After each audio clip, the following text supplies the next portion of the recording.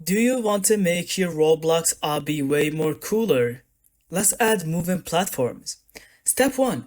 Open Roblox Studio and start a new Obby project or open your existing one. Step 2. Insert a part into the workspace. This will be your moving platform. Customize its size, color, and material. Step 3. Name the platform something like moving platform, then insert a script into it. Step 4. Use a tween service script to move the platform between two positions. For example, use this script. Step 5. That code moves the platform back and forth forever. You can tweak the speed or direction to fit your obby design. Step 6. Make sure anchored is set to true and can collide is set to true on the platform so players can stand on it. Step 7. Test your obby. Walk onto the platform and see it move. Now your obby is 10x more dynamic.